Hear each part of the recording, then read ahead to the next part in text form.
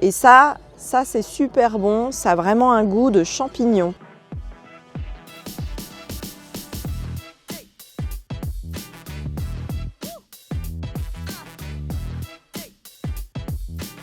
Alors aujourd'hui, je vous emmène dans un coin un petit peu à l'écart des grandes villes. On n'est pas très loin en fait de La Roche-sur-Foron, entre Saint-Laurent et Saint-Cy. On se trouve à 700 mètres d'altitude. Alors le plantain est une plante très commune qu'on va retrouver très facilement dans toute la France. Il y a différentes variétés et on peut le trouver aussi bien en plaine qu'en montagne. Moi, ce que je vais vous présenter comme plantain, c'est le plantain lancéolé qui fait partie de la famille des Plantaginacées. Le plantain est une plante très commune des prés, des alpages et des prés en basse altitude. Et on va trouver plusieurs variétés de plantain qui sont communes. Donc il y en a 3 principaux, le plantain lanceolata, donc c'est celui-ci, le plantain moyen et le plantain majeur. Mais il faut savoir que les vertus sont dans tous les plantains. Le plantain lanceolata, comment on le retrouve? Déjà, il faut trouver un pré un peu sec. On peut le trouver aussi, le plantain, dans les lieux qui ont été piétinés. Le nom latin, plantago, ça vient de plante de pied, en fait, de piétinement. Lanceolata, c'est celui qui va ressembler à une lance. Donc là, ici, on a vraiment la feuille en forme de lance, qui est pointue au bout et très élancée. Je suis devant un joli spécimen en fait de plantain. Il est reconnaissable donc à ses feuilles qui sont très élancées et qui montent en pointe.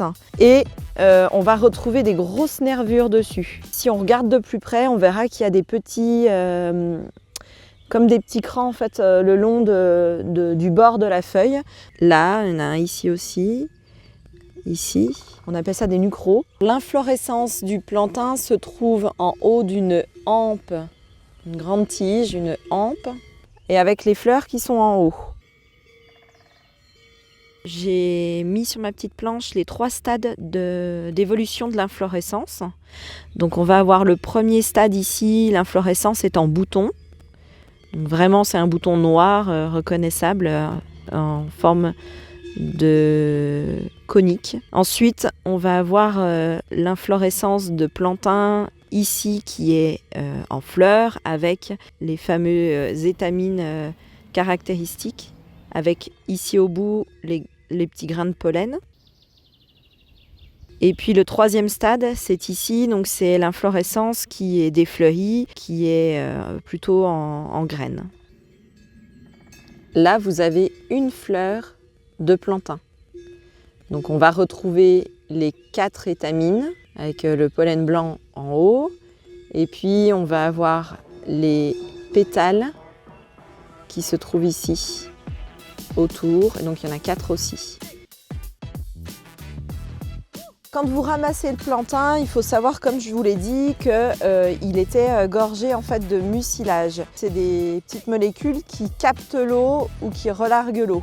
Et comme il en a beaucoup, et en fait, il va être fragile au séchage. Il faut vraiment en fait faire attention à le mettre très à plat si on veut l'utiliser en tisane.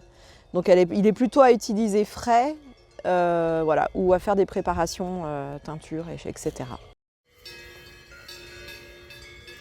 Donc vous pouvez ramasser les feuilles et vous pouvez utiliser les boutons. Donc on va ramasser en fait le bouton, puis on peut le manger directement ou le mettre dans une recette d'omelette, par exemple, c'est très bon. Et il faut savoir que le plantain, donc, il possède donc, des mucilages, mais il possède aussi des iridoïdes et des flavonoïdes et des minéraux. Ça lui permet de soigner les maladies respiratoires aussi, entre autres. Et aussi tout ce qui est problème cutané. Si on a des irritations cutanées, c'est pas mal. Quand vous avez ramassé votre feuille de plantain, vous allez pouvoir l'utiliser entre autres pour des vertus sur la peau, en externe. Le plantain en fait contient des mucilages et Ce sont des composés en fait qui sont apaisants. Et donc du coup pour les utiliser, il va falloir les extraire de la plante et donc du coup il faut couper la plante et la broyer pour les utiliser.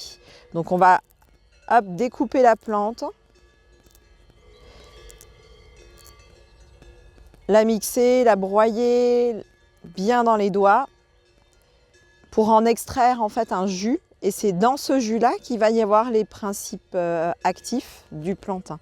Et le plantain, il est utilisé entre autres pour apaiser les piqûres d'insectes, les brûlures, grâce entre autres à ces petits mucilages.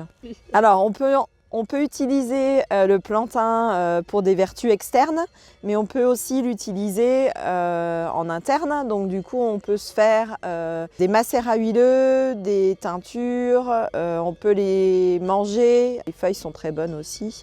Maintenant il ne faut pas prendre les feuilles très vieilles. Donc on peut utiliser les feuilles et puis on peut aussi utiliser les boutons floraux. Ça c'est super bon, ça a vraiment un goût de champignon. Donc on peut soit le manger directement comme ça, soit le mettre comme je vais vous présenter dans la recette, faire une omelette aux boutons floraux de plantain. Voilà, j'ai ramassé mes boutons floraux de plantain et puis je vais aller préparer ma recette. Donc vous allez pouvoir retrouver la recette sur Vivre en Haute-Savoie. Alors n'hésitez pas à aller regarder.